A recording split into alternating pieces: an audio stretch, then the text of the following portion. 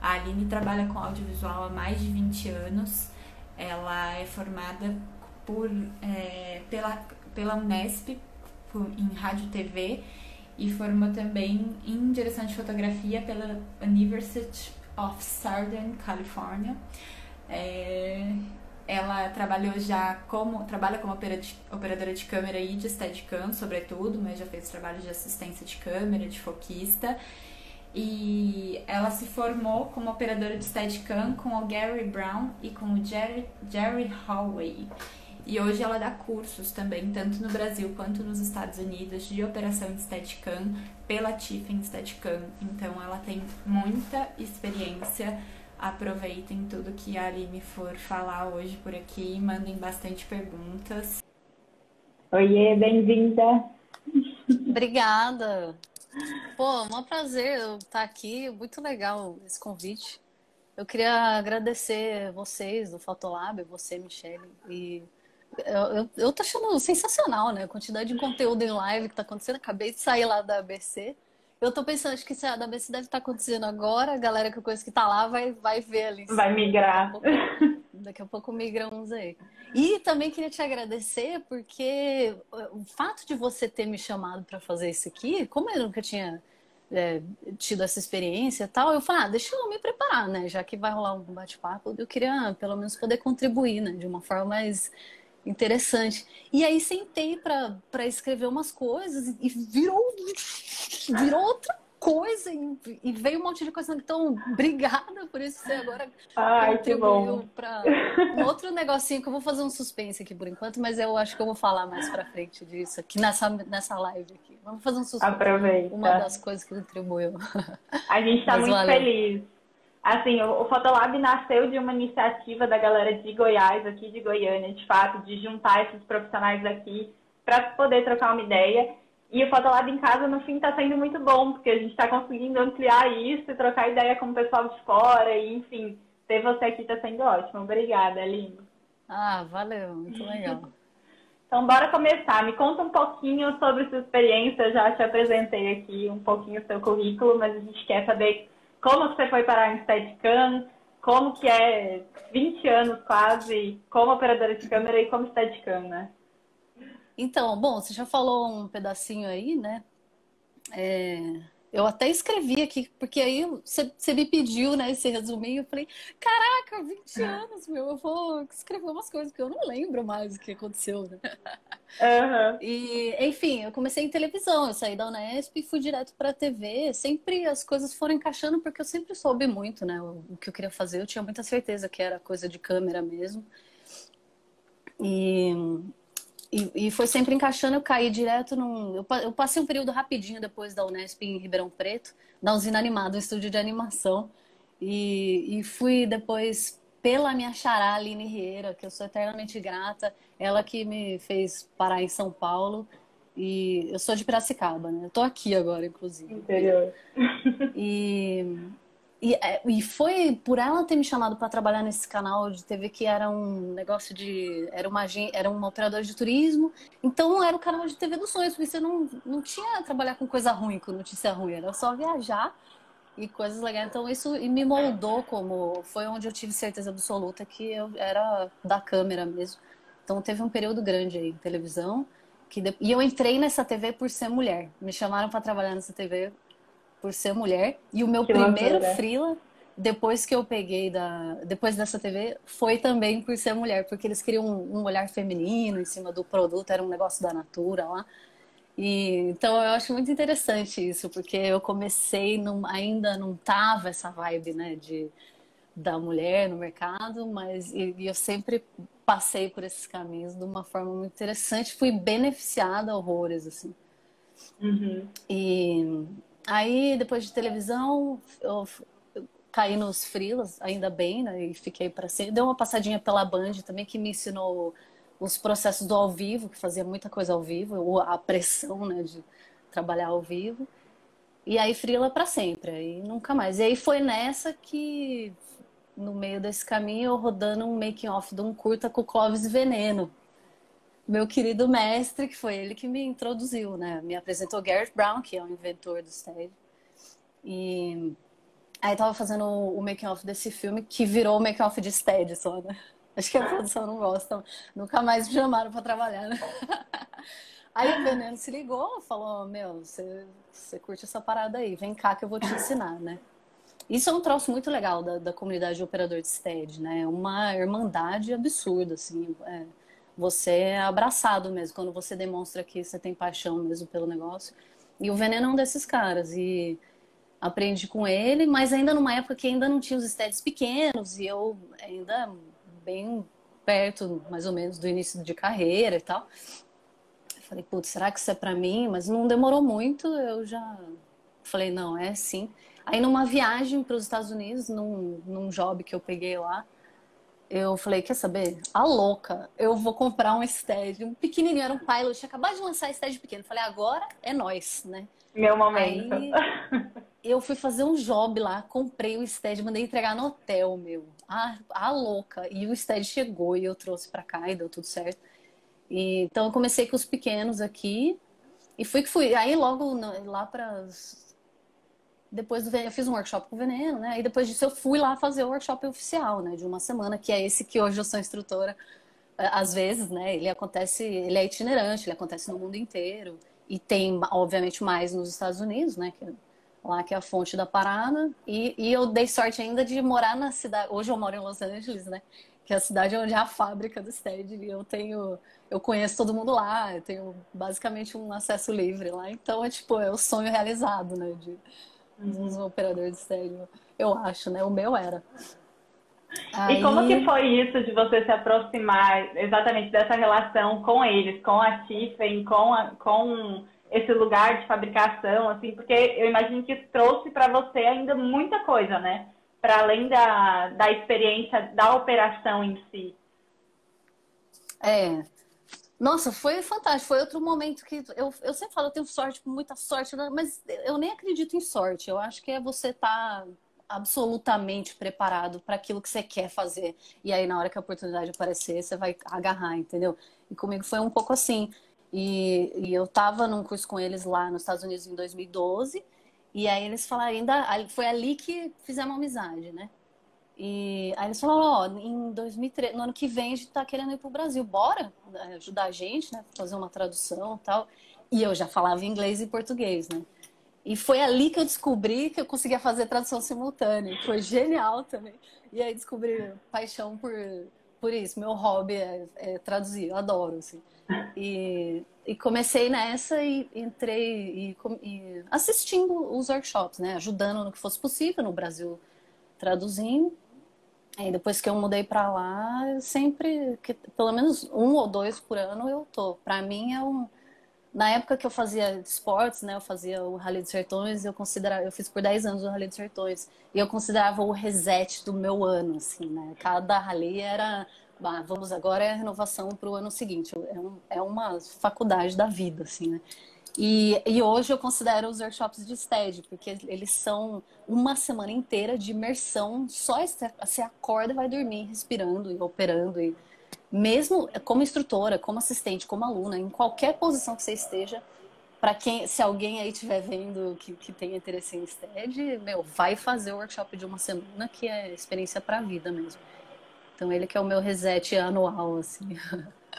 E como é que foi essa sua mudança lá para Califórnia? Assim, você falou que você é formada em direção de fotografia, você foi estudar lá na Califórnia, você foi para isso? Não, eu fui pela primeira vez para Los Angeles, lá em 2008, fazer um curso. Porque eu sempre eu vou entrar nesse assunto depois, né? Muito focada em sua câmera, né? Então eu falei, então eu tenho que entender todo o arredor da câmera, né? Tudo que se passa, a lente, a luz, né? E em algum momento da minha vida eu achei que eu ia ser diretor de fotografia também, mas passou. Então eu fui fazer essa especialização na USC, que foi a primeira faculdade de cinema do mundo. E que eu acho uma coisa sensacional. O lugar é incrível, então o lugar respira história. E eu fiz isso em 2008. Depois eu já estava lá em 2018, reencontrei meu professor da época e ele falou assim: nossa, cara, exatamente 10 anos, né? A gente tá se reencontrando. Você não vem aqui dar uma palestra pra galera, pra você contar, né? Como é que foi a sua trajetória nesses 10 anos, o que aconteceu depois do curso? Falei, nossa, com certeza absoluta, esse curso mudou minha vida. E mudou mesmo, assim, o fato de eu ter feito esse curso, eu voltei pro Brasil pegando jobs melhores, aumentou meu cachê, sabe?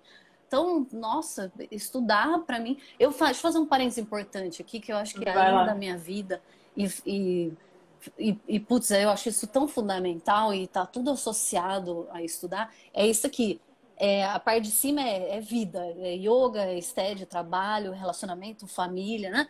E essa faixa paralela é estudar. Então a linha da vida inteira tá tudo aqui em cima e essa faixinha paralela aqui é estudar, sabe? Então isso permeia tudo. Então tudo que eu vou fazer, eu vou sentar. Isso aqui é fazer uma live. Nunca fiz isso, então eu vou sentar e vou pensar exatamente. Eu não sou tão programada, então, né, sou da humanas, mas a coisa de achar uma metodologia para que aquilo funcione 100%. Se eu puder fazer com que meu trabalho seja 100%, eu vou trabalhar para isso, entendeu? Não importa se eu estou fazendo... Agora eu vou entrar... Se tudo der certo, eu vou entrar numa série depois da quarentena. Da quarentena. E que vai ter coisas que eu ainda não experimentei, de tiroteio, né? Então, eu fui perguntar para todos os operadores de stead do mundo, porque agora tem conexão mundial com a galera, né? Conhece é melhor amigo do cara da Polônia, né? Tipo, eu tenho uma cama para dormir na Polônia, se eu quiser. E me joguei, né? Isso aí, viu? Como que é a experiência com tiro, com arma? Né? Já me preparei completamente. Então, isso é fundamental, assim, no nosso trabalho. Qualquer trabalho, né? Mas a gente quer entregar 100% é o ideal. E aí me conta um pouquinho, você falou sobre, você citou agora essa questão da sua vida, yoga, e relacionamento, família e o estudo, e me fala um pouco sobre essa questão de yoga, né? Parece que isso hoje é uma das coisas que é essencial e que caminha junto com o seu trabalho também como esteticano. Caminha completamente junto sempre, desde o começo. E eu já tinha... Minha experiência no yoga começou lá no começo dos 2000 também. Então, e a prática sempre andou junto, só que de uma forma paralela. Eu associava yoga e as coisas que faz bem pro corpo, tal, mas era um hobby, porque justamente por causa desse foco absoluto em câmera, né? Mas estava sempre junto, e claro, eu sempre percebi os benefícios de uma coisa influenciando na outra, mas era uma coisa paralela que depois foi para o acro yoga, que para mim hoje é o fundamento da minha melhor operação de stead, é o acro, né? Depois, se tiver pergunta sobre isso, eu adoro falar sobre acro, mas aqui não é o caso. E aí eu fui começando a perceber, eu era muito focada numa coisa só, e aí o mundo foi mudando nesses 20 anos, e a internet, o acesso à tecnologia, a informação, e as pessoas, né? A vibe das pessoas serem mais multidisciplinares e trabalharem em mais áreas diferentes, né? E aí eu fui percebendo, nossa, eu trouxe essa visão para o meu pessoal, né? Como que isso funcionaria comigo, né? Eu sou tão rígida em ser focada numa coisa só. Vamos pensar, peraí, de repente... e aí eu comecei a associar mais e aprofundar na pesquisa pessoal. Então, o que aconteceu é que eu falei, então tá, vamos mergulhar então agora na prática corporal e como que eu posso absorver mais coisas e trocar mais entre as minhas duas disciplinas, né? E aí isso virou uma coisa tão intensa. Eu terminei agora, eu sou formada, eu posso dar aula de yoga se eu quiser. E agora eu estou fazendo todo um processo de acro também. E essa pesquisa corporal se ampliou de um tanto que eu comecei a observar resultados incríveis, assim, e assustadores, e coisas que me... nossa, tá aí um negócio que, na verdade... E eu não tô falando isso porque eu acho que o mundo tem que praticar yoga e, nossa, não! É a consciência de você unir uma coisa que você é muito bom, que vai te ajudar na outra coisa que você é muito bom e que você quer ser melhor, entendeu? Então, eu falo isso sempre pros alunos lá, né? A galera sempre pergunta, mas o que você faz pro stead? né, de prática corporal. Eu faço yoga porque é o meu negócio. Mas você, se você gosta de surf, é do surf que você vai tirar elementos para a sua operação de câmbio. Se você gosta de andar de skate, é do skate que você vai tirar a consciência do equilíbrio, né? E prestar atenção no detalhe, sabe? Não é só a coisa que aqui do jeito que eu tô falando, então eu vou o balanceamento, balancear na prancha. Não, é o detalhe. Eu vou te dar só um exemplo, pra você entender o que eu tô falando. No acro, você trabalha muito coisas físicas e o entendimento da sua estrutura óssea e coisas mais abstratas, aprender a ter confiança no outro ser humano com quem você está trabalhando. E no acro você está em contato direto o tempo todo com outra pessoa. E no set você está em contato com outras pessoas na vibe, no entender o que o diretor de fotografia quer. Então, aprender a ter essa confiança no acro e escutar verdadeiramente pessoas que de repente eu conheci hoje, que é o que acontece muito no set, e eu estou trabalhando tão de perto e tão emocionalmente conectado com aquele personagem, né? Não só com o fotógrafo na técnica, mas a gente como operador de stead, a gente se conecta demais com a história. Você é o cara que está movimentando a câmera, meu. Tá tudo na sua mão, entendeu? Então eu sinto uma responsabilidade tão grande que é por isso que eu trago. Então, um exemplinho que eu ia dar do acro de prestar atenção no detalhe, na sutileza e na importância dessas coisas, de trazer essas coisas para o set, né? Você entende, quanto mais você entende o alinhamento ósseo, eu estou em cima de uma outra pessoa, e se eu mantenho uma conexão perfeita e o alinhamento dos ossos, ao invés de criar um ângulo que vai me fazer ter que fazer mais força ainda, quando eu alinho e equilíbrio com tensegridade, né? Que é a união da tensão, nosso corpo é todo uma estrutura de tensegridade, são elementos unidos, um osso não está encostado no outro, não é um bloco em cima do outro, né? São coisas unidas com nervos e com toda uma estrutura muscular. Então, tudo isso está acontecendo lá no stead também. Então, quando eu crio essa consciência corporal aqui, na minha conexão, lá na minha prática que me diverte. Então, por isso que eu sempre falo isso, pega o troço que te faz dar risada o dia inteiro, entendeu? Se é no surf que você dá risada, que te faz feliz pra cacete, é daí que você vai aprender e aplicar coisas na sua vida, né? Então, lá na descontração e na alegria do acro, eu faço essas associações musculares e trago, depois que uma coisa... Vou contar o segredo do Steadicam agora, hein? Que é... Revelação. E realmente a base para tudo funcionar. Você vê às vezes operadores que lutam contra o equipamento e o negócio não é esse, é você balancear ele exatamente para fluir, dançar junto com você. Então o segredo é esse, ele tá tão alinhado contigo como você estava lá no acro, quando você faz isso através de 4 parafusinhos ridículos que tem aqui na sua barriga, entre o braço e o colete, e você chegou nesse alinhamento, né, e entendeu a tensegridade do seu corpo, e esse alinhamento é feito em cima da sua postura legal. Então, outro mito de stead, machuca as costas, não, uma vez que você entendeu isso e que você aplica isso, que você sabe exatamente como fazer esse balanceamento. Enfim, eu viajei, fui para vários caminhos. E você sente que isso é uma relação com... Você consegue criar isso, essa relação de balanceamento com qualquer equipamento que você pega hoje? Ou você tem uma coisa que, não, esse daqui é o meu equipamento? Ou como que é isso hoje para você? Tem as duas coisas. É claro que o seu equipamento torna-se parte do seu corpo em algum momento, e é por isso que... Eu, particularmente, acho que todo operador de stead tem que ter seu equipamento. Infelizmente, às vezes, eu demorei... O meu big rig mesmo, o meu rig de verdade, eu comprei agora, no final do ano passado. Eu demorei só a vida inteira. Eu tive rigs menores no Brasil, né? E depois vendi e passei esse período todo, de 2015 até agora. Claro que usando os rigs de outras pessoas. Mas com o meu colete, né? Pelo menos a parte que está em contato contigo tem que ser. Tem que ser. Ele torna-se do formato do seu corpo e quanto mais conectado e mais entendido ali você está com o seu equipamento.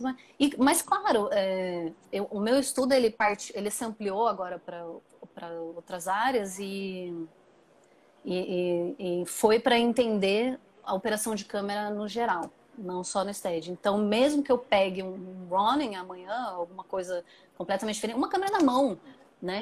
Eu vou trazer esses conceitos nossa, quanto mais gente trabalhando carregando peso em geral, né? Nós, peãozada do set, carregando câmera, carregando luz, né? Quanto mais você entender esse funcionamento, você atinge o 100% do seu potencial, né? Que é isso que a gente quer, durar para sempre fazendo isso, porque a gente gosta de fazer isso, né? Sim. A Jaqueline fez uma pergunta aqui que acho que também tem um pouco a ver já com esse sentido de encontrar essas conexões, tanto consigo e com o equipamento, quanto com o coletivo e com a pessoa que está ali com você, né? Ela perguntou como funciona a parceria do operador de stead e do guia. Como confiar totalmente na pessoa quando é necessário, quando ele é necessário. Nossa, é o spotter, né? A pessoa que está fazendo sua segurança, né? Isso é a coisa mais importante do mundo, tanto que assim, é todo um tópico à parte nos treinamentos de stead. A gente perde um tempo só falando sobre segurança. Então dá para fazer uma live aqui só de segurança. Infelizmente, uma grande maioria dos casos, na minha experiência pessoal, eu sou muito day player, né? Eu chego e faço um dia no job, 2 dias no job e saio. Às vezes o operador stead passa muito por isso, né? Porque é um operador especializado, então você pega e muitas vezes você não faz parte do projeto inteiro, então você não tem esse tempo de criar essa intimidade. A primeira coisa que eu acho maravilhoso no mundo do cinema é que todos os maquinistas são pessoas maravilhosas. Não sei se vocês já perceberam isso. São os caras, às vezes é uns truculentos dos caras, mas eles são os mais doce, fofo, querido. Então, assim, eu jogo minha vida na mão deles, na maioria das vezes. Mas, claro, se você tem que ter essa conversa. Eu acho que está melhorando, pelo menos lá nos Estados Unidos, está melhorando muito a coisa da segurança. Depois da morte da Sarah Jones e de outros tantos casos tristes que aconteceram. Infelizmente, né, a gente, ser humano, é tão limitado que precisa morrer uns para a gente aprender umas lições.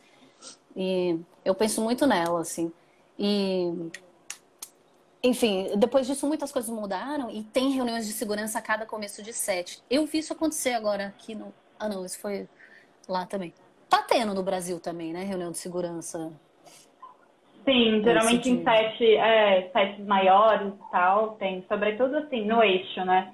Eu acho que a gente ainda, aqui fora do eixo, em Goiás e tudo, eu sinto então, que isso é muito frouxo. Sobretudo porque a gente também tem uma organização, sindicato em si, que ainda é muito fraca, né? A gente ainda está lutando para isso. Mas isso parte da gente. Parte da gente como profissional. E isso é uma coisa que a gente fala muito também no workshop de stead. Você que está segurando a câmera e é você que está passando pela situação de risco. Então, você está habilitado, sim, a dizer, olha, esse aqui não vai dar, não. E o Garrett Brown e o Jerry Hall, eles sempre falam, não tem nenhum espectador que levantou da cadeira do cinema e saiu por uma cena que não estava lá. Então, você deixar de rodar uma coisa porque ela arriscaria a sua vida, não vai... Gente, a gente não está fazendo cirurgia em ninguém, entendeu? Então, é muito fundamental, assim, leva isso para as áreas que ainda não tem, é muito importante. Mas voltando aos maquinistas, gente, eles são anjos, cara. Para toda a produção, né? Não só para a gente operador, mas sempre tira esse tempo para conversar com o cara. É muito importante, porque também é muito baseado na sua experiência, no seu modo de operar, né? Pode ser que eu estou fazendo uma corrida de costas numa super velocidade, daí eu vou precisar, só que eu preciso conversar com ele para que ele mantenha afastado de mim, porque qualquer coisinha diferente do planejado que aconteça, ele me derruba, né? Então, essa conversa é muito importante. Tem operador que tem alças nas costas do... Eu preciso fazer a minha, eu não tenho ainda, mas eu gostaria de ter. Eu ainda não peguei esse tempo aí para fazer isso. E gosta de ser agarrado. E outros não. Não, deixa que eu faço o meu negócio aqui. Agora com o Volt aí, para quem conhece, que é um elemento novo aí no stead, a gente está fazendo Dom Juan, que é seu corpo anda para frente e a câmera está olhando para trás, né? Com um pouco mais de facilidade. Então eu tenho optado pelo Volt como um dos meus queridos spotters também, dos meus queridos seguranças.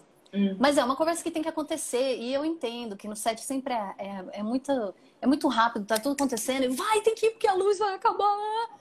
Gente, dá pra você fazer. Eu tava num filme agora no final do ano passado que tinha uma pedra gigante no meio do caminho que eu ia correr.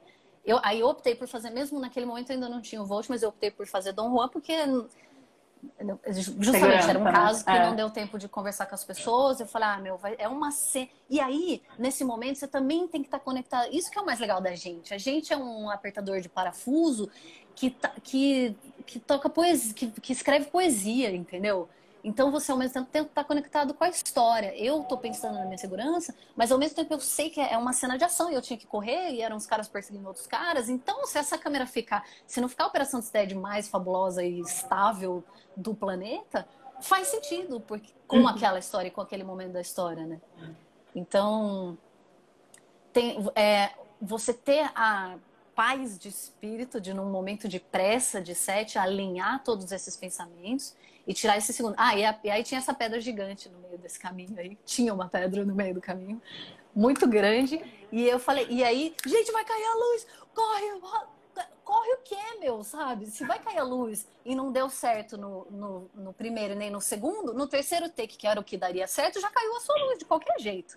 Entendeu? Então, segurança em primeiro lugar. E você não precisa ser chato. Fala isso com um sorriso no rosto, entendeu? Fala isso com um sorriso e já tirando a pedra. Eu não tinha nem o tripé do meu lado para botar o rig. Eu com o rig na mão ainda, e não era um setup leve. E eu comecei a chutar a pedra. Não vai dar certo, vai dar certo. Aí não conseguia, a pedra era grande. Tirei, botei na mão do maquinista, porque ninguém tava fazendo realmente nada naquele. Vai ter uma equipe que o cara vai se jogar e vai tirar aquela pedra para você. E vai ter uma equipe que às vezes não, entendeu? E aí, botei o rig na mão do cara, gachei lá, enfiei a mão na terra, cavei, arranquei a pedra, tirei do meio do caminho, botei, chutei terra de novo em cima e fechei o buraco. Pronto, tô a salvo, entendeu? Daí o rig, vambora, roda. E deu certo e a cena tá no filme. Essa é uma que tá no filme. Então, lógico, você tem que estudar tudo que tá acontecendo ali no momento. E às vezes tem uma relação de política, que é outra coisa que a gente fala no workshop também. Tem a política, é um dos elementos. Você acha que você vai lá no workshop para aprender a operar stead e aí você aprende como lidar com o emocional do diretor de fotografia e o diretor. Que, é um elemento fundamental também. É outra coisa que você vai ter que alinhar e ser zen o suficiente para, no momento da correria, falar, gente, entender posições. Então, você está trabalhando com um fotógrafo que te permite dar sugestões e ser parceiro e trabalhar junto com ele. Então, esse cara, eu posso falar certas coisas relacionadas na linguagem que às vezes eu não posso falar com outros caras. Como que você é, Michelle? Eu já quero saber para futuros projetos. Você trabalha com seu operador de câmera, ele dá palpite na sua foto?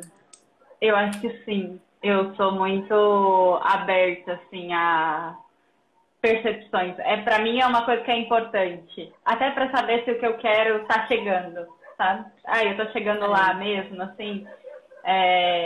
Mas também existem situações em que eu trabalho com gente que eu não conheço e as pessoas também não... Elas mesmas não se aproximam, assim. E às vezes você não tem o tempo de criar aquele vínculo, né? Uma relação de fato com a pessoa. Então, também depende muito do trabalho, eu acho. Como e às vezes para você... Essa questão exatamente, assim, de como é que é esse seu contato com o diretor de foto nos seus trabalhos, assim... A gata invadiu aqui a live. Enfim. Como que é essa relação sua, assim, em que momento que você entra no projeto e como que é isso de você entender como se posicionar nesse projeto, né? Até narrativamente, até com o equipamento.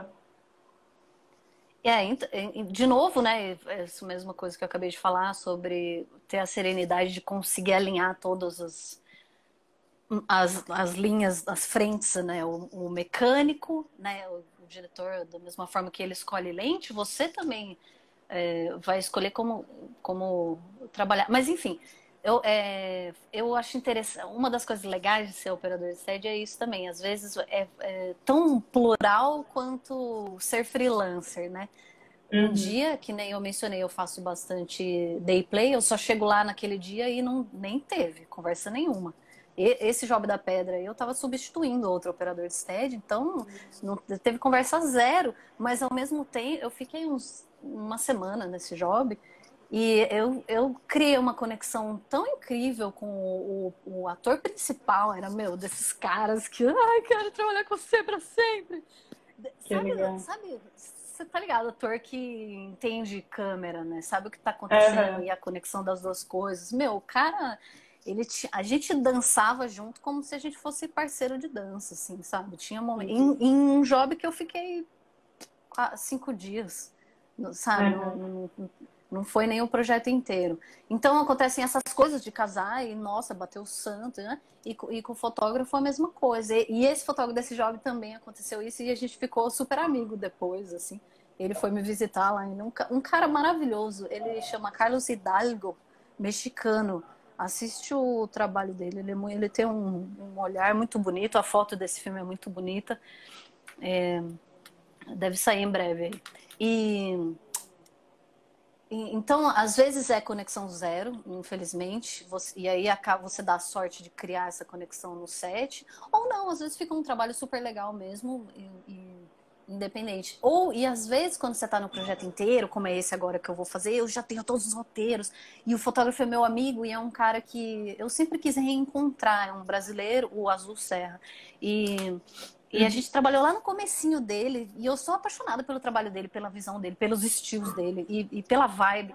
E, eu queria tanto trabalhar contigo de novo, não, vai rolar, vai rolar.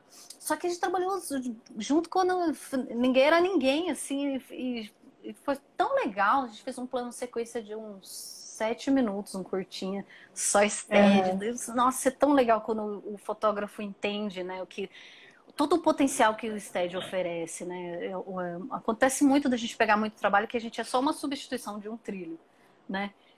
Porque muitas vezes o diretor não entende tudo que a gente pode fazer, tudo que o equipamento pode fazer. E aí quando você tem essa oportunidade de ler o roteiro, de trabalho, de você dar ideia, até na lente, nossa, é muito gostoso também. Eu gosto de trabalhar das duas formas, porque te ensina muito também a ser mais humilde na hora que as suas opiniões não são bem-vindas, entendeu? Então, é bom entender os dois lados, assim. Isso que a gente está falando acaba que parece muito uma pergunta aqui que mandaram, que é isso, né? O operador de stead só executa veementemente o que o diretor de foto quer, ou ele pode inserir a ideia? E como que é o seu diálogo como operador de stead com a equipe de foto, que eu acho que é uma coisa importante, né? Como é que você está lá conversando com esse primeiro assistente, com o foquista, enfim? É uma relação também de dança ali entre o foco e o stead, né? Um negócio Nossa louco. Senhora! Nossa, total! E esse cara também, o foquista também via essa relação de irmão que você estabelece com o cara, o maquinista, né? O foquista também vira. Qual que era o começo da pergunta? Se o operador só opera, né? Ou ele... Também depende, né? E entra de novo lá aquela história da política. Às vezes pode ser que, mesmo que eu conhecia o fotógrafo agora, eu fiz um trabalho em LA com a fotógrafa, a primeira vez que eu trabalho com ela, e ela já mega topou, já queria ideias e tal, maravilhosa. E eu tinha acabado de conhecer também, tava day play, só tava rodando aquele único dia. E era um longa, era um filme que tava rodando. Então, tem muitas vezes que acontece isso, que a gente é só um técnico movedor do negócio, o que eu discordo, porque nunca é, porque a partir do momento que você tá com a câmera na mão, você é responsável por aquilo, por aquela audiência, aquele olhar que tá recebendo essa imagem depois, tá passando pela sua mão, né? Mas às vezes eu tenho uma tendência, agora que eu sou mais zen, assim, eu tenho uma tendência, primeiro, eu chego lá e estudo essa pessoa, se é a primeira vez que eu tô conhecendo, e se eu não tive tempo de conversar com ela antes, se não teve reunião, que acontece muito, eu estudo essa pessoa e como ela me trata, né? Desde o momento que eu cheguei no set, comecei a balancear e já tô perguntando, ao mesmo tempo que eu tô balanceando, eu já tô, se eu tenho a oportunidade de estar perto do fotógrafo, eu já tô falando qual é a linguagem, o que está acontecendo, como que essa lente é mais lenta, é mais humana, é mais, né? Então essa conversa às vezes está rolando ali no café, ali na hora do almoço, já dentro do set. Mas eu gosto de estudar a reação do fotógrafo já de cara, no Bom Dia, assim, algumas coisas você já lê, né? E eu abro primeiro para que a pessoa mande em mim. Eu não faço nada, não, no começo. Eu gosto de, principalmente fotógrafos e diretores, quando é a dupla e eles têm um contato muito incrível, uma aproximação muito, estão ali na vibe do filme e não, nem estão ligando muito. Aí não, de jeito nenhum, né? É coisa da política. É nessa hora que você vai perceber quando essa conexão é muito grande lá, eu não me meto. Tem 2 câmeras e o fotógrafo... Deu uma travadinha, não sei se está me ouvindo. Deu, agora voltou. Por exemplo, tem 2 câmeras e o fotógrafo está operando a outra, o diretor acaba ficando contigo. Aí, aí tá diretor steady só, e o fotógrafo fazendo outra coisa. Ou segunda unidade, ou sei lá, né? Aí, e essa relação com a equipe de foto, assim, tipo, com o assistente de câmera, com o foquista, como que é isso, assim? Até no sentido narrativo. Eu adoro todos os aspectos dessa relação, porque é sempre colaborativa. E como eu te falei, eu tenho mais experiência de day play, então eu dou a sorte de sempre ser muito bem tratada. Assim. Depois do primeiro take, normalmente. Porque se eu chego sem o rig, né, do meu tamanho, normalmente eu recebo aquele olhar, né, de cima e embaixo, mas é normal. Essas coisas é como você recebe, né, também. Eu levo sempre numa boa, eu dou risada, acho legal, eu acho muito gostoso surpreender as pessoas depois. E aí, depois do primeiro take que eu ganho os meus amigos, né? Primeiro, segundo take eu ganho os meus colegas. Aí é uma delícia. E a relação de confiança e as conversas acabam reduzindo.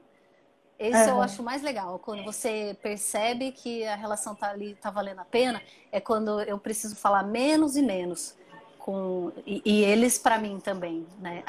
Essa galera, o foco, o segundo assistente, quando as coisas já vão rolando naturalmente, mesmo em situações de day play, né? Mesmo num dia só, às vezes depois do almoço você já está completamente conectado.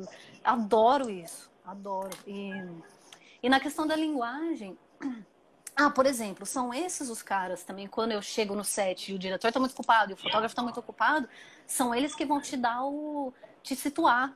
Né? E eles que se tornam a sua segurança ali, né? Tipo, isso que tá acontecendo, o fotógrafo não gosta muito disso, tal. Então, eu ouço muito isso, sou super grata, porque todos são assim, gente. Equipe de câmera, vocês conhecem, tudo gente boa, né? Não tive o desprazer ainda de encontrar falta de colaboração, entendeu? Acho que quando você está receptivo, né, ajuda também, né? Teve uma pergunta que chegou aqui que também acho que pega esse embalo. Considerando que o operador de set atua em momentos específicos no set, como que chega para você esse roteiro e essas indicações de filmagem? Chega antes ou chega assim, num processo já que o filme já está rolando, às vezes você é contratada? Como que você é colocada a par dessas intenções para a cena? Tem as 2 situações que eu já mencionei, né? Você entrar no projeto desde o começo, e aí eu tenho todos os roteiros, eu tenho acesso a tudo, e nos casos que eu tenho uma certa amizade com o fotógrafo, dá para trocar mais figurinha e tal. E tem a situação de entrar lá no dia, é a pior, na verdade, porque é onde você tem menos. E eu sempre faço questão. Eu me tornei um pouco mais assim metódica, acho que depois que eu fui para os Estados Unidos também. Aqui no Brasil, eu fiz muito trabalho documentário, esporte, corrida de aventura. Então, nunca teve isso. Depois que eu entrei para o mundo da dramaturgia, que foi mesmo junto com a minha mudança para os Estados Unidos, e com a necessidade de mostrar serviço, né? Eu sou uma brasileira que chegando, mas eu quero dizer que eu estou muito ligada aí e tal. Então, aí eu me tornei mais metódica. Eu gosto e faço questão de o máximo que eu posso, que às vezes é o que eu falei, quando a produção já está rolando, às vezes não tem muito essa atenção, mas aí eu colo no produtor que está me chamando, e aí como é que é a linguagem, como é que tá rolando essa história? Tipo, esse job que eu viajei lá pro Novo México, o produtor foi me buscar no aeroporto. O caminho inteiro do aeroporto até o set, eu fui perguntando, mas o que o fotógrafo gosta? Como é que é essa história? O que já rolou até agora? Eles já tinham filmado basicamente tudo, assim. E eu tava só fazendo uma parte de época, e eu rodei, mó dó é o Manuel, queridíssimo, mexicano lá, operador, que me deu essa oportunidade eternamente grata a ele, que foi um jogo muito legal. E ele que operou a maioria do filme, e eu chego lá e peguei o privilégio de fazer a cena inicial do filme é minha. Eu falei, ai, Manuel, desculpa. Desculpa. Puta cena massa, putos momentos massa que eu peguei. Muita experiência legal e foda e perigos, né? Esse negócio de correr foi nesse filme.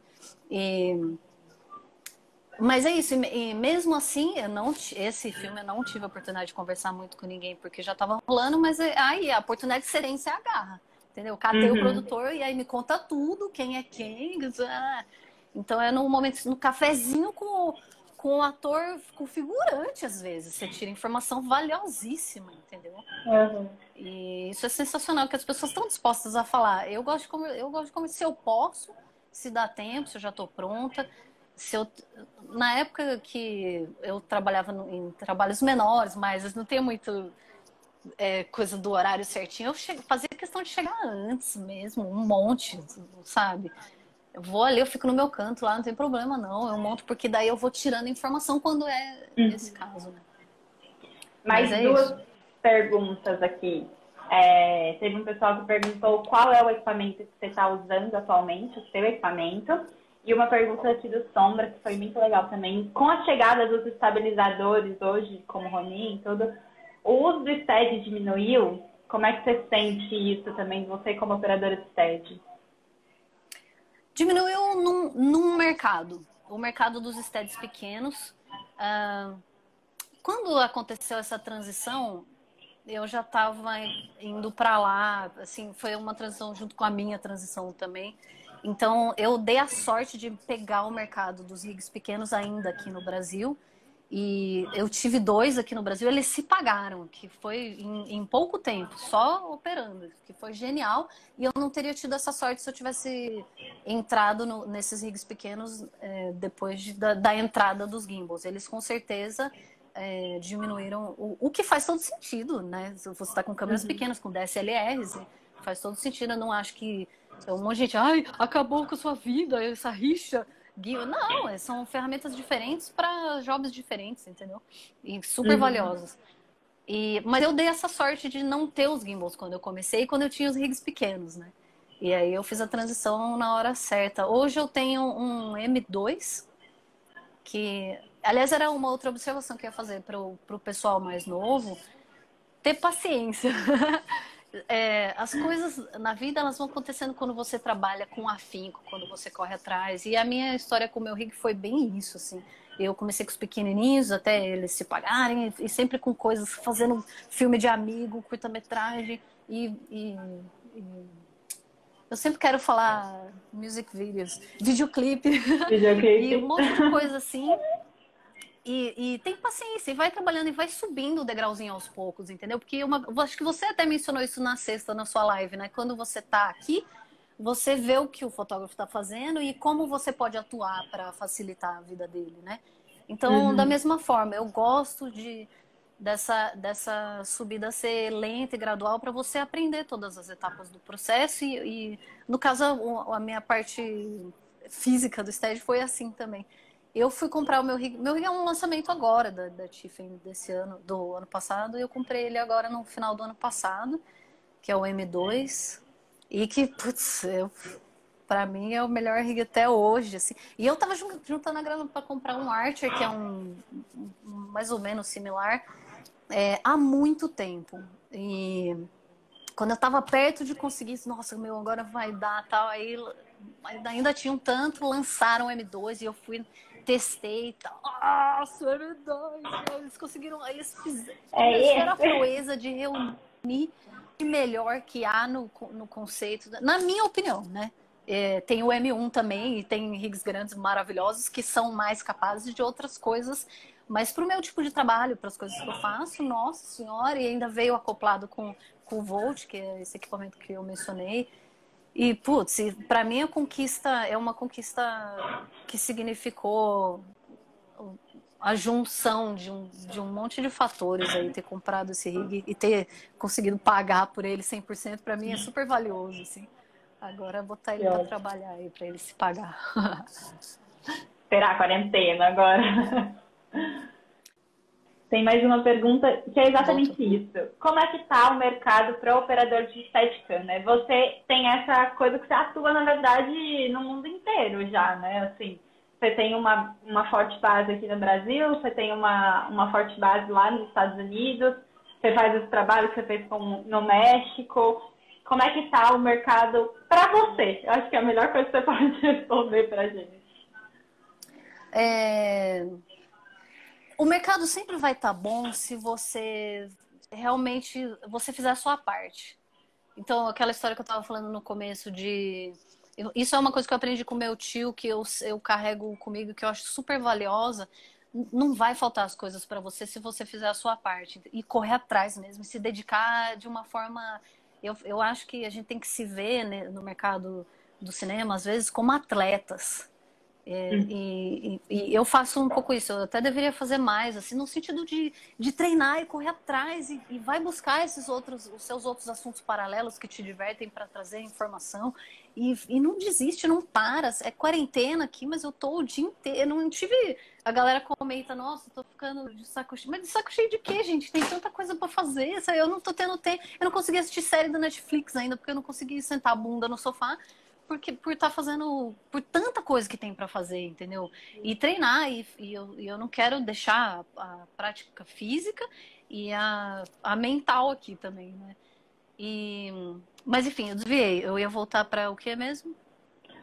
Era isso, um pouco sobre o mercado, suas percepções e como que você está atuando, né, também. Como você chegou nesse lugar de conseguir estruturar a sua carreira dessa maneira? Acho que isso é importante. Eu agora moro nos Estados Unidos, eu moro em Los Angeles, né? E dei a sorte de... Eu não vim aqui pra quarentena, eu vim pra esse job que foi adiado por causa... E foi uma sorte fenomenal, porque agora eu tô aqui cuidando da minha mãe, do meu avô, e faço questão que eles não saiam de casa, então pra mim foi maravilhoso. E interessante que, como eu acabei de mencionar, a minha transição de vida e de país, que muda tudo. Eu já estava num ponto legal aqui no Brasil, e você mudar de país... tem isso, tem um voltar para trás grande e começar do zero, porque aí não conheço ninguém lá e não tenho os contatos, mas se você corre atrás, é aquilo que eu já falei, você corre atrás, as coisas vão vir, mas e não é porque é sorte, é porque você correu atrás mesmo, entendeu? E lá nos Estados Unidos tem essa cultura muito grande como chama? De você fazer o seu networking, né? Tem eventos pra cacete a todo momento sobre tudo em locadoras, em lojas de venda de equipamento, de lente de câmera. Então, eu tô em absolutamente todos eles. Eu sou, tipo, o maior arroz de festa lá de Los Angeles, porque é onde você vê. E realmente gera fruto. Você conhece fotógrafos e fala de você. E é isso. E você tem que perder essa vergonha. Eu era muito mais tímida. E mudando pra lá, eu falei, eu vou ter que me jogar agora, porque ou é isso ou não é, ou eu não vou trabalhar, entendeu? E aprendi a perder a timidez. E ainda, e a coisa de ter a paciência, é um processo que vai demorar muito tempo. Eu tô lá desde 2015 e ainda não sou ninguém lá, assim, essas conexões que eu fui estabelecendo que me foram gerando esses trabalhos. Eu fui parar na Suécia, eu fiz um filme na Suécia maravilhoso. Você falou da ligação mundial. Esse foi outro que eu fiz por ser mulher, olha que viagem. Era um filme... Era um clipe também de várias cantoras e tal, e só mulheres falaram, vamos fazer a história da equipe 100% feminina. Tinha 2 operadoras lá na região que estavam ocupadas no momento.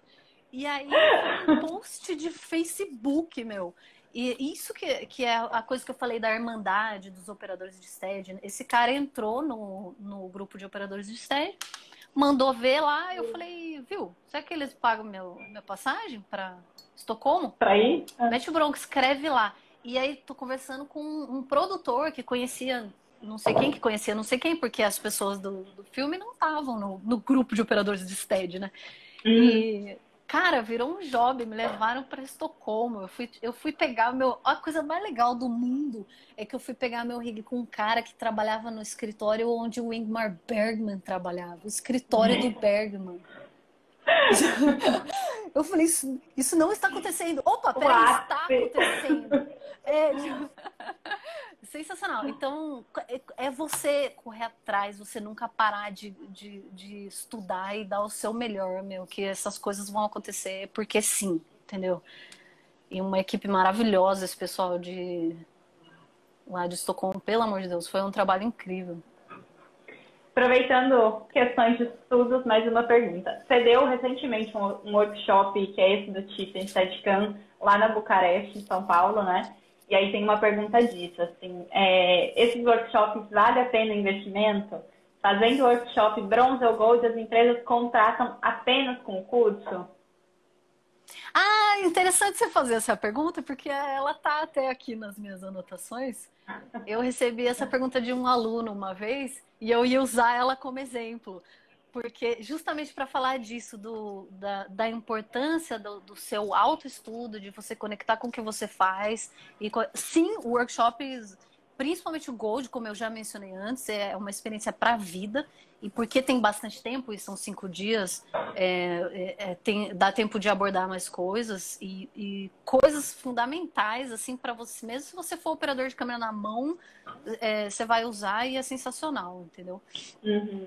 Mas achei interessante você perguntar, porque a gente, atualmente, como a gente tem tudo entregue muito fácil, em termos de informação, e você aperta um botão e a coisa acontece e tal, a gente está levando esse conceito para outras áreas que não deveria, né? Então, a sua aplicação na sua profissão e no que você ama e no que você quer fazer com o seu coração mesmo, ela tem que ser mais profunda do que isso, do que você colocar numa coisa externa a responsabilidade numa coisa externa a você, entendeu? Uhum. Então essa pergunta ela me leva a isso. Essa pessoa tá achando que então, se eu fizer esse workshop, a pergunta do cara lá que me fez há um tempão atrás, né? Se eu fizer esse workshop, eu já saio conseguindo emprego? Espera, você tá com tempo? Tem todo não é assim que as coisas funcionam, né? Uhum. E o STED é aquilo que eu falei, você está operando um equipamento mecânico, então você tem que saber toda a comunicação da mecânica da coisa, toda a comunicação da poética, de contar a história no cinema e da conversa com o diretor de fotografia, né? Então é um estudo para a vida. É aquela minha linha da vida lá, não vai acabar, entendeu? Se é a coisa que você é afim, não vai acabar. Então, assim, vamos deixar um pouquinho de colocar a responsabilidade nas coisas externas a nós e assumir a responsabilidade, entendeu? Se você quer esse emprego aí que você está perguntando, vai atrás que você vai conseguir. Uma das coisas que vai te garantir esse emprego, sim, é o workshop. Você vai ter elementos incríveis lá para usar para sua vida inteira, mas você só vai conseguir esses empregos, né, os jobs, uma vez que você demonstrar profunda paixão pelo negócio. Não eu não fico encorajando. Eu encorajo, sim, pra caramba, todo mundo, vai operar estédio. Mas no sentido de quando você vê o brilho no olho daquela pessoa. Porque não é fácil para qualquer um, não é só estédio, não. Você sabe, todo mundo que é de 7 aí sabe que não é uma vida tranquila e tem muitos altos e baixos bem baixos, e altos bem altos, né? O que torna tudo mais interessante. Eu adoro isso e eu me preparo para os baixos, né? Também outra coisa com esse break aqui forçado, muita gente, o governo, eu quero isso, tal, tal, tal. Mas e você? O que você fez na sua parte, né? Na hora que você pegou aquele job super legal lá 2 anos atrás, que pagou super bem, você guardou um pouquinho daquela grana, entendeu? Eu tô fazendo um paralelo aqui, mas isso é pra vida importante da gente. Quando eu me envolvo com um projeto, eu envolvo 100%, né? Mesmo nos workshops. Não fui lá, me convidaram para dar workshop e eu ainda não me sentia capaz, assim, falei, gente, eu nem opero direito, eu nem tenho uma experiência de 40 anos operando o STED ainda para eu dar um workshop, que nem o Jerry Hallway, né, junto com esses caras. E aí eu cobrei demais de mim e fui e sentei a bunda tanto na teoria como na prática mesmo, na parte física de entender. E essa conexão que eu trago da mobilidade, da consciência corporal, realmente tornou tudo mais interessante. E eu tô, aos pouquinhos, porque nos workshops ainda não tem muito, não aborda-se ainda muito esse assunto. Quando, lógico, fala-se sobre isso, você precisa do condicionamento físico, né? Mas você tem que fazer aquilo, além fazer o que gosta. E o Jerry, que é o instrutor principal de todos eles, sempre fala, o meu condicionamento físico é operar steady. Eu não faço nada além disso. Então, isso é uma coisa muito pessoal também. Você vai descobrir o valor e como trazer valor para o seu trabalho de fontes variadas, né?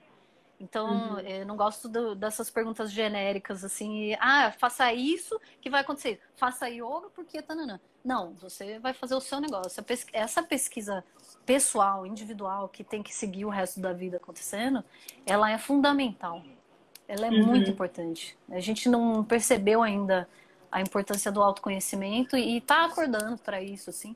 E os sets estão mudando, as relações entre as pessoas, né, as conexões entre as pessoas no set estão mudando e eu estou gostando muito de ver isso.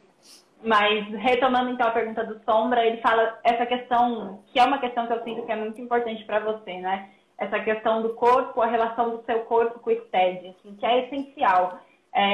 Como é para você essa diferença entre hoje operar um M2 e operar um steady menor, operar um gimbal, assim, como que é numa cena longa, ou quando, tipo, os meninos aqui, a gente tem muito isso de DVD, que a galera fica às vezes 7, 8, 9 horas operando um gimbal, um DVD. Então, como que é isso, assim, ainda, dentro do mercado? Uma vez que eu fui pro M2, acho que eu não faço mais outra coisa, não. É bem difícil. Acho que nem, pelo menos no mercado lá nos Estados Unidos, nem tem muito essa possibilidade. Lógico, se você é porque eu tenho trabalhado mesmo só como especialista, né, no stage. Mas sim, vai acontecer momentos. Nesse próximo job eu vou ter talvez eu tenha um pouco de câmera na mão. Eu tento fugir disso em primeiro lugar, mas sim, se precisa acontecer. Eu era uma fã total de câmera na mão antes do stage. Eu sempre fui câmera. O stage entrou na minha vida em 2008. Eu sempre fiz câmera e eu fazia câmera na mão muito bem. E sempre gostei, sou modéstia. Mas uma vez que acontece a transição, no meu caso, mas sim, vai ter ocasiões. Mas como que era a pergunta?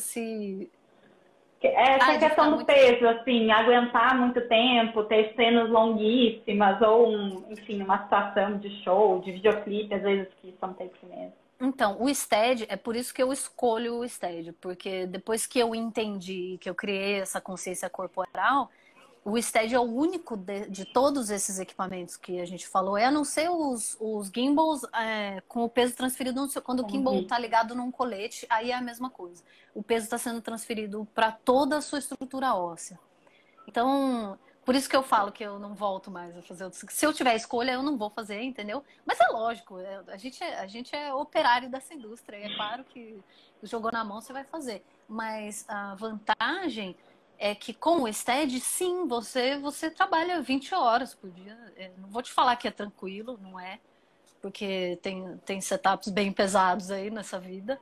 Eu tenho dado sorte de ultimamente pegar depois da Alexa Mini, o mundo é outro, né? Então a vida é muito bela depois da Alexa Mini, amamos. Nós te amamos.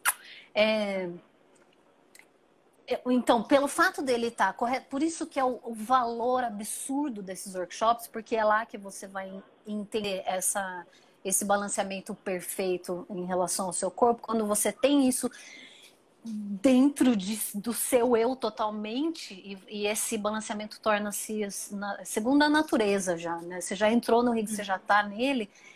O peso está sendo... É como se eu fosse uma pessoa mais pesada só. A minha estrutura óssea tem capacidade de suportar esse peso distribuído e muito bem distribuído e conscientemente distribuído. Fazer a câmera na mão sempre vai ser mais... vai te prejudicar um pouco mais se você não tiver esse tempo de fazer as pausas e tal. Mas a vantagem do steady é essa. E quando eu trabalhava com rigs pequenos, aí é o mundo dos deuses, porque você tá balanceado e tá com menos peso. Então, não é nada, é o Aline lá gravando com meus olhos, entendeu? É um set pequeno, infelizmente eles não existem mais, mas é o que seria hoje o equivalente a um gimbal distribuído no colete, né? O gimbal, o legal dele é a versatilidade. E eu gosto de trabalhar... Eu desenhei um curso agora, justamente sobre isso que a gente está falando aqui, consciência corporal na operação de câmera. Em breve vai estar por aí, na Bucareste também.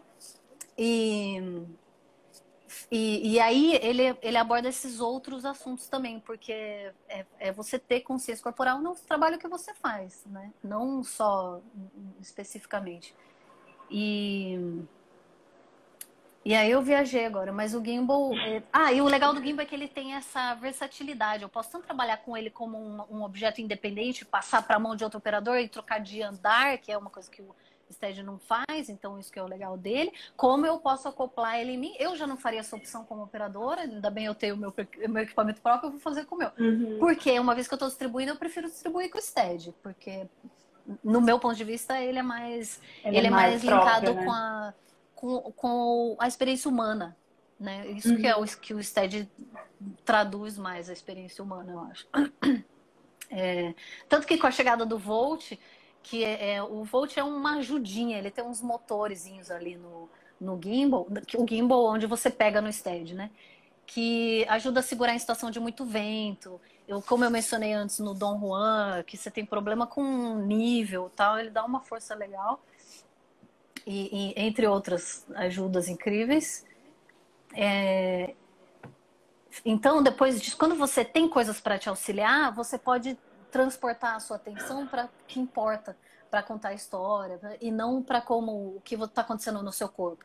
Então, por isso que esse estudo de consciência corporal ele tem que acontecer tanto paralelo como antes, né, de você se jogar lá, porque é ele que vai te dar essa base para que na hora eu pense só em contar a história, né? Eu até escrevi um troço aqui que eu falei, nossa, isso é profundo, eu preciso ler isso lá para eles. Quando eu tava tendo o meu breakthrough aqui, aqui a gente, como operador de câmera, a gente agora é o olhar de uma multidão, que você não sabe ainda o tamanho. E ela pode ser uma multidão muito grande, né? Então, de alguma forma, você tem que traduzir não só o olhar dessa multidão, como os movimentos desses corpos, né? O da história que você está contando, e você é o olho dessa galera. Então, quanto mais consciência você tem do seu movimento e melhor uso você fizer desse potencial incrível que é o nosso corpo, mais elementos você tem para deixar mais rica essa tradução para essa multidão que é de todas as tribos, né? Então você se torna um comunicador eficiente no grau máximo, né? Porque você comunica com o seu corpo também, não só com o seu olhar. A nossa profissão é maravilhosa, né? Isso aqui não tem comparação, né? O que a gente faz no resto do mundo, né?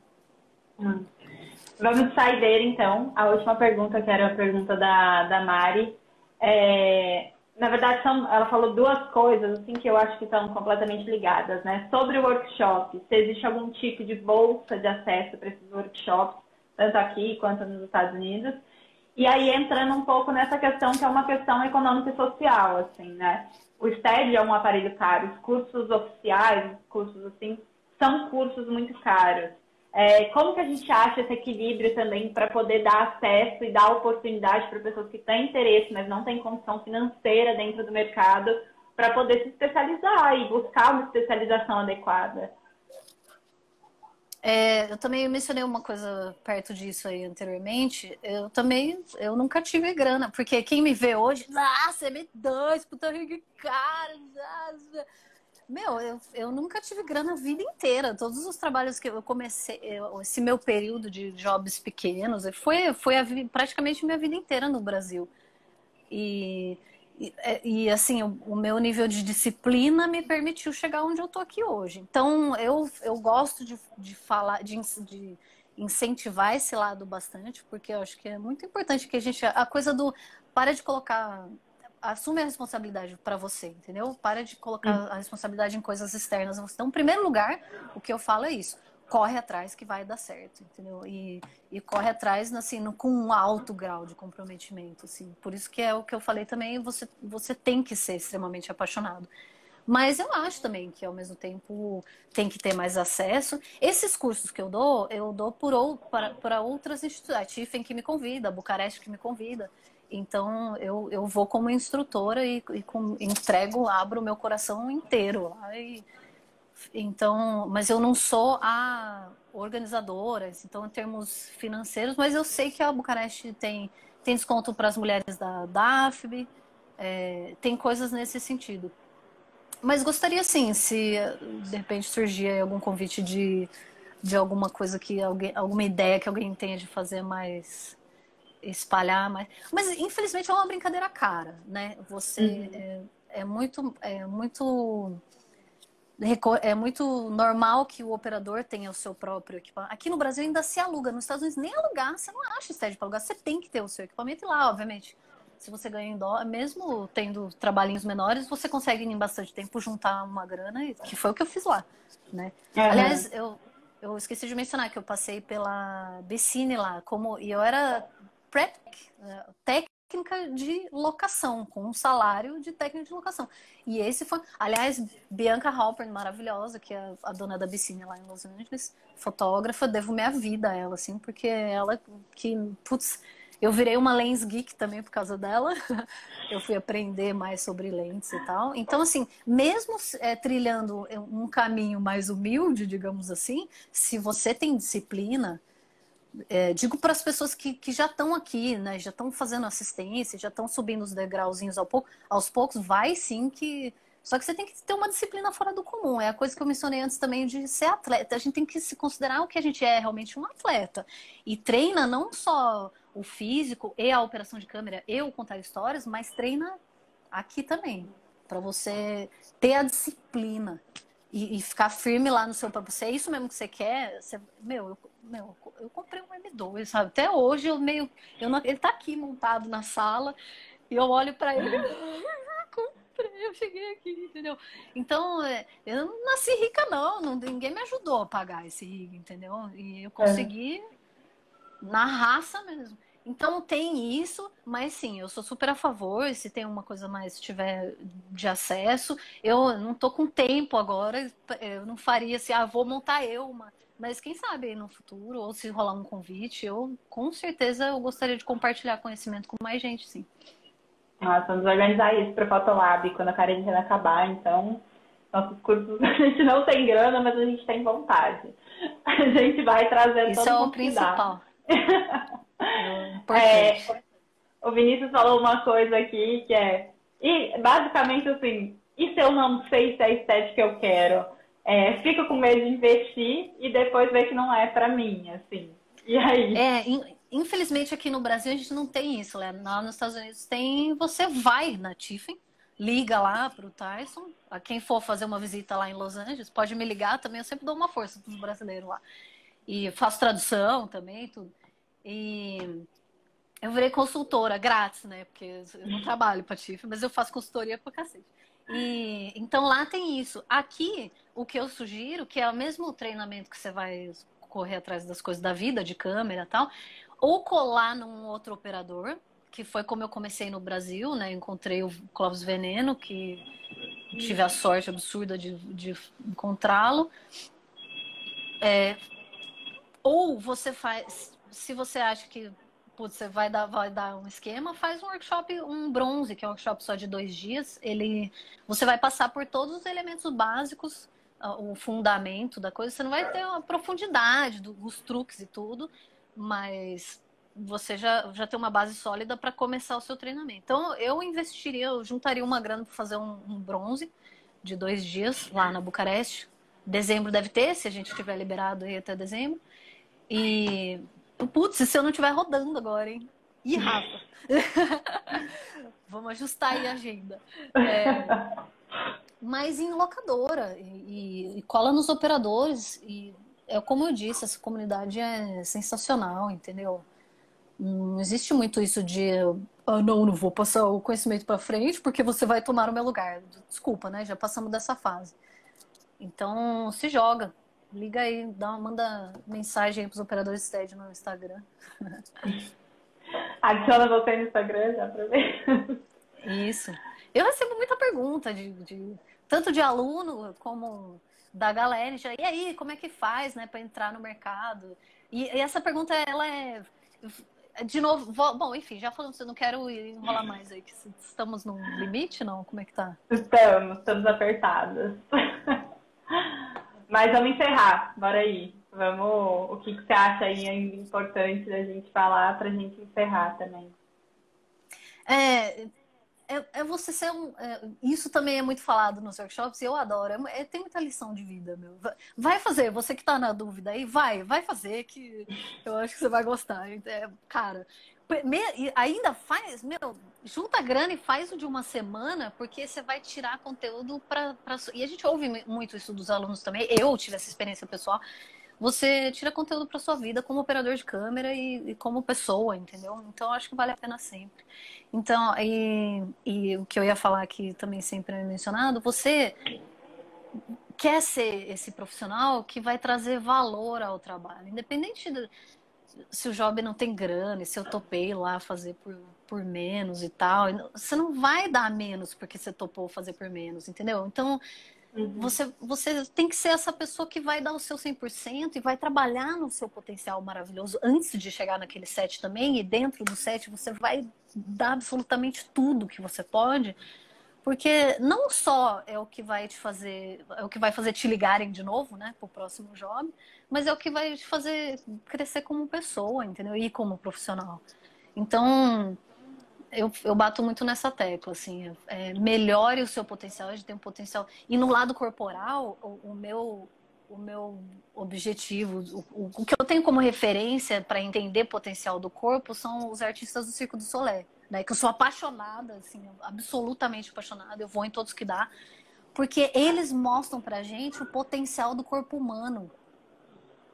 E isso que a gente está esquecendo de olhar. E dentro desse estudo que eu estou fazendo, que vai ter no meu curso aí de consciência corporal, eu fui estudar anatomia e fisioterapia. Eu tiro muitos elementos eu acabei indo mais pro lado da fisioterapia. Eu estudei um monte de coisa e para escolher de qual área, né? Então eu fui para fisioterapia e eu sou a única pessoa que eu conheço que faz consulta com fisioterapeuta sem ter nada. Eu não sinto dor, eu não sofri acidente nenhum e eu vou no fisioterapeuta.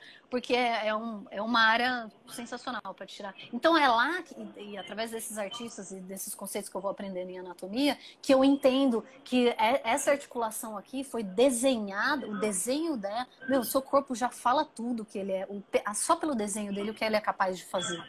E você pode trazer a sua associação para a câmera também, né? Então, se esse desenho me diz que esse braço pode se movimentar a 360, então eu vou usar os 360. Eu não vou ficar sempre travada aqui, porque agora, para quem não usa, se você levantar e trazer esse húmero aqui para trás da sua orelha, vai doer, porque você não está fazendo esse movimento, entendeu? Então, vai atrás desse 100% que o seu corpo te dá e aplica isso na sua profissão, entendeu? E que é o que vai fazer os caras te ligarem pro próximo job. Basicamente, o objetivo final é esse. Ali, te agradeço muito. A gente vai encerrar agora por aqui. Senão a gente vai não parar de falar, que era o que estava rolando nas outras. Muito legal. Eu te agradeço mesmo, assim, a disponibilidade, toda a atenção que você deu pra gente e o cuidado aqui. Foi muito boa a conversa, eu aprendi demais e acho que todo mundo aprendeu demais. Então, muito obrigada por dividir. Mais... Nossa, obrigada eu. Pra mim, puta experiência legal também. Primeira vez virtualmente, né? Eu ainda tô perdendo essa aflição de ficar na frente da câmera. Aliás, eu tô fazendo um vídeo agora com exercício de respiração. Se pintar aí, vocês dão uma olhada. E tá sendo uma luta para ficar na frente da câmera e falar coisas que eu sei do que eu tô falando, entendeu? Mas é muito legal. Sou super grata, porque daí já começo a fazer esse treinamento aqui, que foi maravilhoso. E se alguém tiver mais perguntas aí, manda aí no DM aí. Estamos aí. Um prazer. É isso. Obrigada, Aline. Gente, obrigada a todo mundo que assistiu. Obrigadíssima. Beijo.